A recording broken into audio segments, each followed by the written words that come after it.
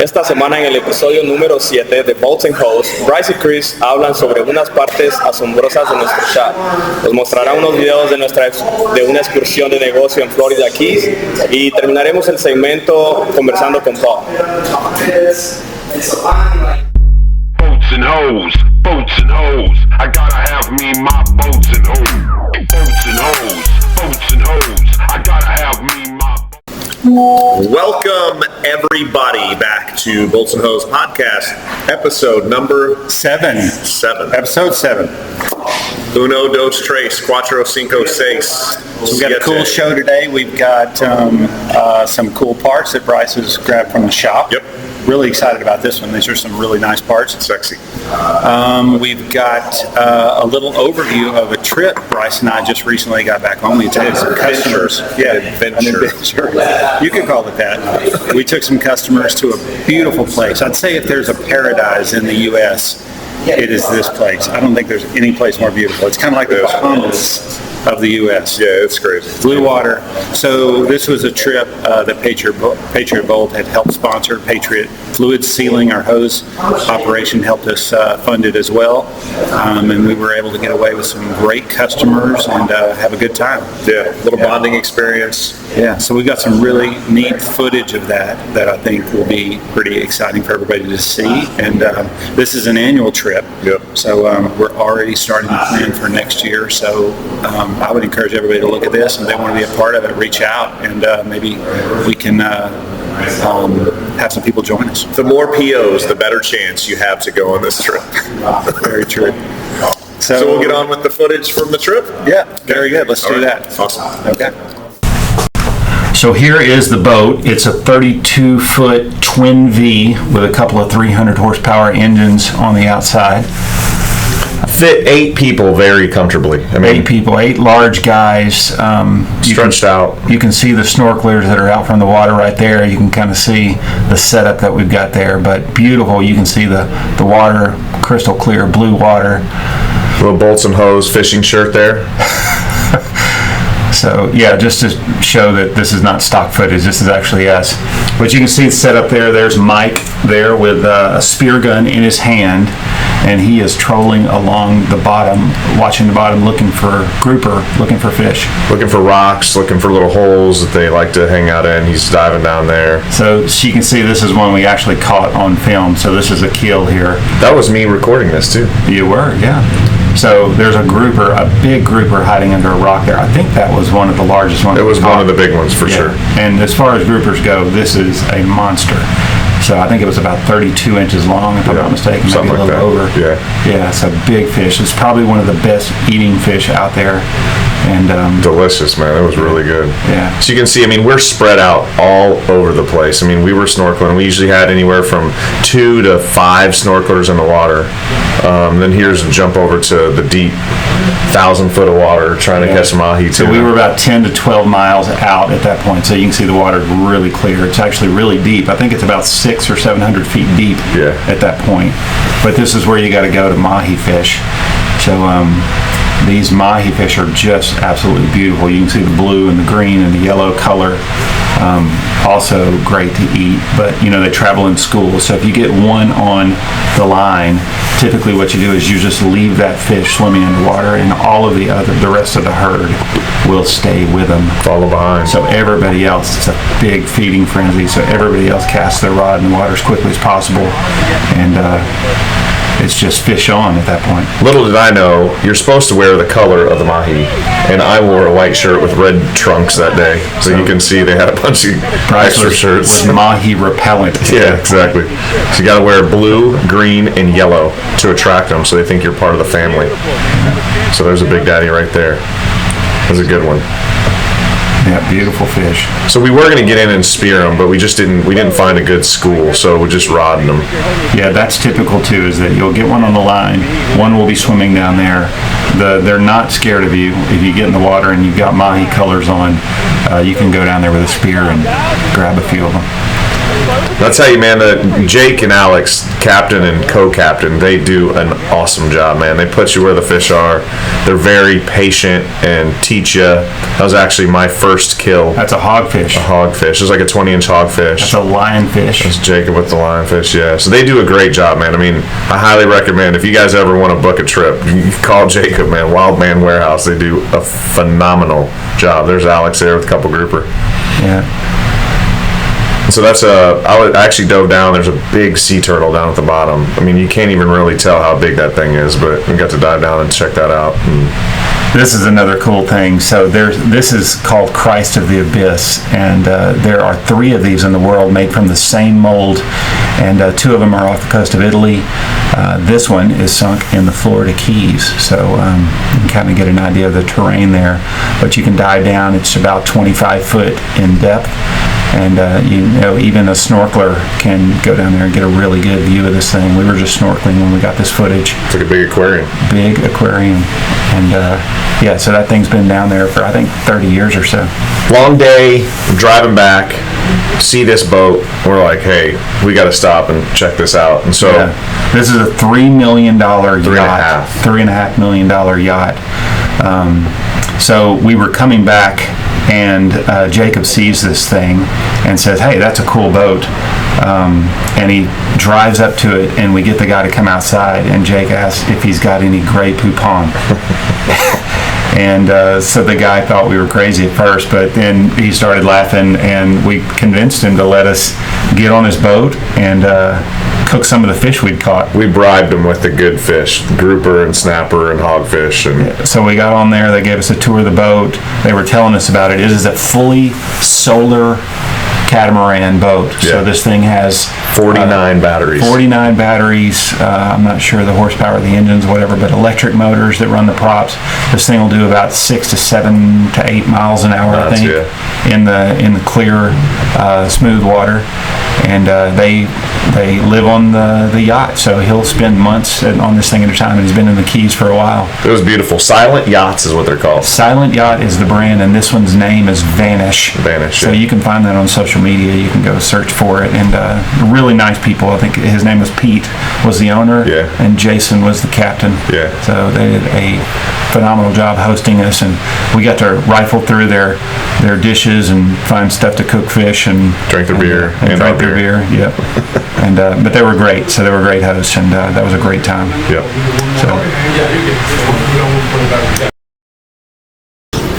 All right, here we are, parts of the week.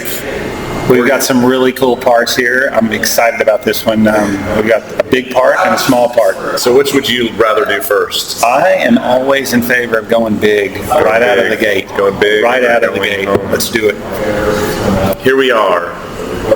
We got a bonnet bolt, 2.5. What is a bonnet bolt, Bryce? A bonnet bolt will hold the bonnet portion of the valve onto the body. How about that? Yeah. Or like on a wellhead or a block there, you'll use this to hold together some high pressure parts. You know, we just use these for weights. Keep the guys in the shop. How many reps do you think you can do that? 1 million. Yeah, 1 million? Yeah, in my sleep. So 2.5 eighths, 4340. A lot of testing involved here, heat treatment. It actually just got a mag particle done, and it's getting ready to go out to get coated. So a lot of intricacies to this, a lot of setups, a lot of operations. So really cool part, very good customer. My experience with these is these are always being threaded into a body. So you're not going to go through a flange and then have a nut on the other side. This is going to go into a threaded body. You're going to use a high amount of torque. So generally they're short and large diameter. You're using really high torque on them. So really high pressure equipment is going to use these bonnet bolts like this. You'll see them a lot in offshore rigs, subsea. It's a cool part. Generally, these are not for the general industrial use. This is for highly specialized equipment using really high pressure in really harsh environments generally, too. These are going to be PTFE coated, I believe, too, right? Yep. L43 PTFE code. Yep. Very nice. Very nice part. Good job, Bryce. Pretty sexy. Then we got some, so we go big and then we go small. I don't know if you can see that. That is a C276. It's a DIN 2510 double-ended stud. Wasted stud is what they call it. Wasted stud. W-A-I-S-T-E-D, not like AKA a wasted. Bryce stud. Yes, exactly. A wasted stud. So again, another good customer came to us. They needed a fairly quick turnaround on these. So C276, obviously very expensive material. Brought in round bar. You got a low dog point on both sides, a little radius. So yeah, this is another example of an odd spec that, generally, you look in bolting and you see A193, you see B7, you see standard stud bolts. This is an actual good example of a lot of the specialty bolting that we'll manufacture. A DIN spec is a German spec. So these are produced under that German DIN spec, and it'll determine what all of the dimensions are. So a customer will order the DIN spec, and we'll make it out of the material that they need. So this one's an interesting. I've never seen one made out of C276. we run them a lot out of B16.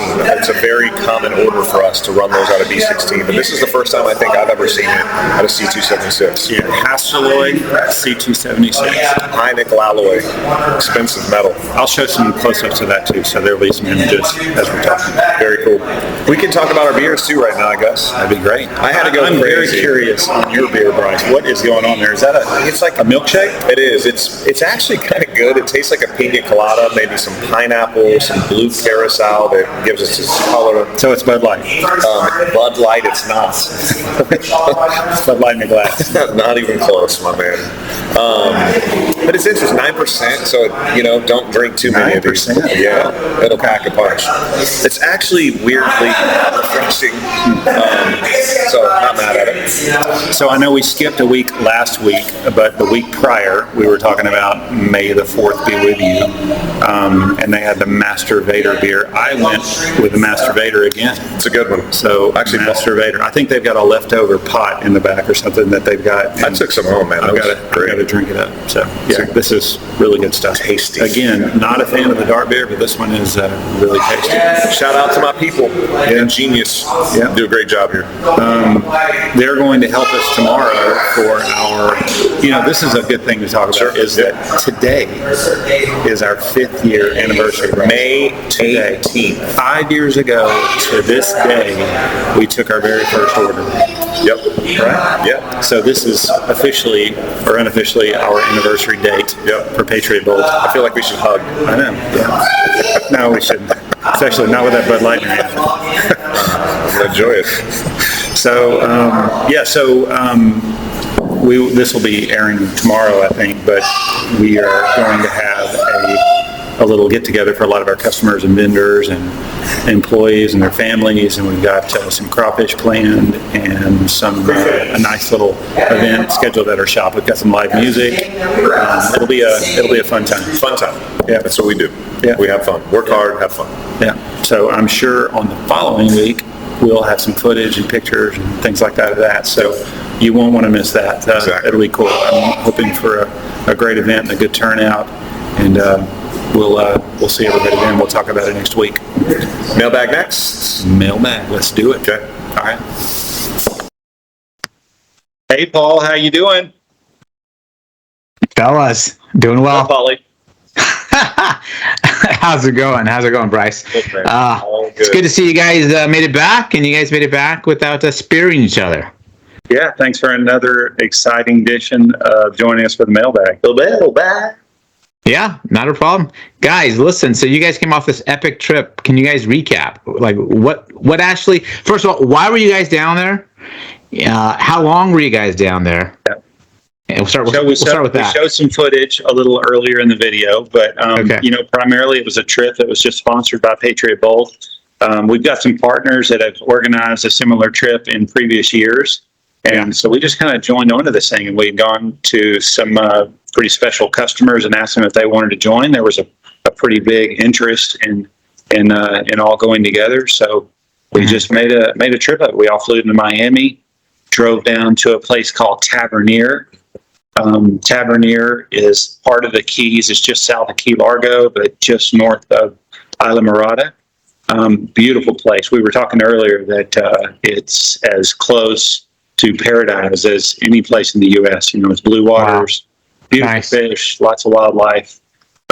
It's an absolute beautiful vacation spot, but also a sportsman's paradise. There's just tons of fishing, and it seems like the whole economy and just culture down there based on around that. I mean, you leave the house, you jump on a boat, 2 minutes later, you're swimming in the ocean spearing fish. It's pretty crazy. I mean, it's so convenient.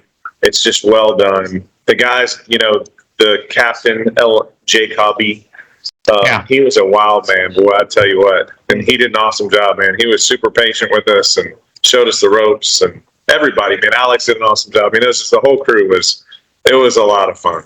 We Bryce, a lot of wild fish. man coming from you says a lot about that guy. Dude, I'm telling you, man, these guys are wild too. That is awesome. On the roof. Also, How was the weather when you guys were down there? Perfect. Was it perfect? It didn't rain once. It was like 87 and sunny, and it was beautiful. Yeah. The water was blue and green and clear. It was unbelievable. Yeah. What kind of boat were you guys on? We were How big on was it? a boat. The brand was called a Twin V, and I think it was about 32 feet long. It had two 300 horse Suzuki outboards. But it was a phenomenal boat. I mean, it was very comfortably that we had 7 to 9 big dudes on there. So, and we all had plenty of room to cast and fish and store all the, snorkeling and clippers and all that sort of thing. So all the gear. Beverages. Plenty of beverages rolling. Wow. So there was plenty of room for the male dancers? Yes, very true. Yeah. Out on this deserted island. Wonderful trip, man. But another interesting tidbit. I don't know if this came out while you were there, Bryce, but you're not supposed to have a banana on the boat. Did you know that? No. You can. I guess it goes back to old sailors' times, but you cannot bring a banana on the boat. It is bad luck. What if you're wearing a banana hammock? Nor wear a banana hammock. Exactly. That's bad luck as well. Really? I would consider that bad. But you're not supposed to have an actual banana on the boat. Mine got lost on the plane ride down there, so we lucked out. Okay, good. Very good. What you got today, Paulie? Really, I mean, I think the fans and the viewers just really wanted to kind of get a recap of this epic trip you guys took. But hold on, listen. But before we go to the mailbag, we do have one question from one of our listeners. What type of fish were out there? What'd you guys catch? Grouper, hogfish, snappers, some mahi tuna. Nice. What else? I mean, I think that was about it, wasn't it? I think that was it. It was a massive grouper, man, and it was some of the best fish I've ever eaten in my life. Yeah, we did catch a yellowtail snapper on one of the last days. So actually, it was a really cool story, and I think we got some footage of that somewhere where Alex was casting a fishing rod while we were snorkeling and spearfishing in the water. And it brought a bunch of that yellowtail snapper up to the boat. And while one of the guys was underwater and the snappers were coming close to the boat, he speared one that was chasing Alex's bait. That's cool. So that was a neat. Wow. I was actually underwater watching that as it happened, so that was neat.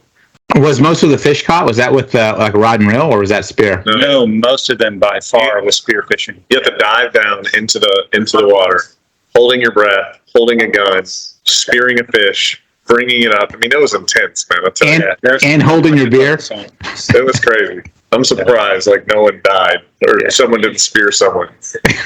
There's a lot going on. Yeah, and I think I was the old man of the bunch too. So shows without saying. Yeah, I had to take it easy. I had to worry about my health. Awesome. Well, gentlemen, I'm glad you guys made it back alive. Glad you guys didn't shoot each other. So that's always good news. All right. So listen, we do have a question that came in from a listener. We got our viewer is actually a great guy. I mean, his social media handle is Dorky Nuts. So you got to love him already. I mean, that's kind of nice. But basically, he's kind of calling out Bryce for something. He was. I don't know. The question was. I was a little confused myself, but something about the way the bolt was made on one of our previous episodes, Bryce mentioned the start of how it was made, and I think he wanted to correct you or give you a chance to correct yourself, maybe. Do you know what I'm talking about? This, Paul. It's okay. Yeah. I know exactly what you're speaking of. I know exactly what Dorky Nuts is referring to. So, I want to challenge everybody out there to come on a podcast, drink some 9% beer, and never make a mistake in what they talk about. So occasionally, we will make mistakes. I would not call this podcast the Bible by any means. So yes, 1018, I was talking about a 2H nut coming from 1018, and the starting material, in fact, is 1045. So it was an honest mistake, and I'm sorry to all of our loyal listeners. I consider this a very encouraging moment because the people, just the caliber of people that are tuned into this episode, yes. These aren't your run-of-the-mill fastener nerds. These guys are serious. These guys take their materials and their fasteners very seriously, and they're wanting to hold our feet to the fire. Yeah, and we appreciate that. We appreciate that. It's only going to make us better. So continue to correct me. The fact that somebody saw that and we heard it from so many people, and there was so much feedback, I consider that very encouraging. Blowback. I think it was like hundreds of people. Lots of blowback. And it'll always be me, too. I want to say that. It's never going to be you. Kris is always exactly. Right. So, I would like to say to Dorky Nuts, there's a Patriot Bolt hat and a Yeti cooler headed your way, brother. Yeah. What? Because he called us out. So send in your mailing address and your contact information if you don't already have it, Paul. We're gonna get that taken care of. Dorky Nuts. Yes, sir. That is awesome. Sorry, that is awesome. Everybody. Well, I am human. Believe it or not, and I'm not sure it was because they knew you guys were down in Florida. That's all we got for Mailbag this week. Oh, really? How about that? All right.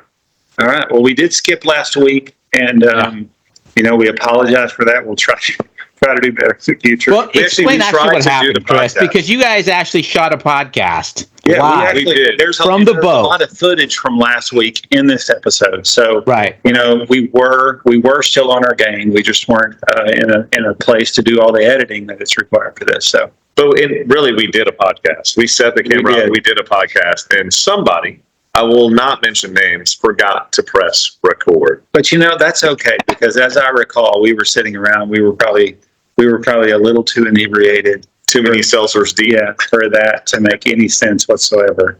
Yeah. There were some highlights, and we probably could have chopped it up and made sites. Yeah. But it's probably for the best.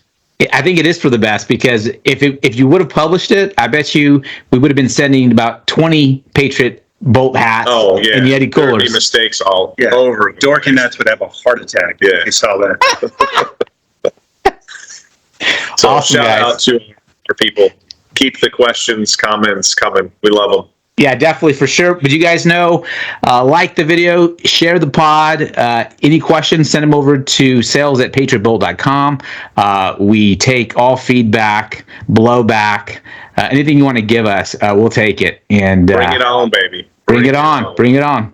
Awesome. That's Thanks the show. a lot, Paul. We appreciate you, brother, as always. Hey, glad to see you guys back, guys, and safe. Bolts and hoes. Bolts and hoes. Okay, see you next week, brother. Peace. See ya.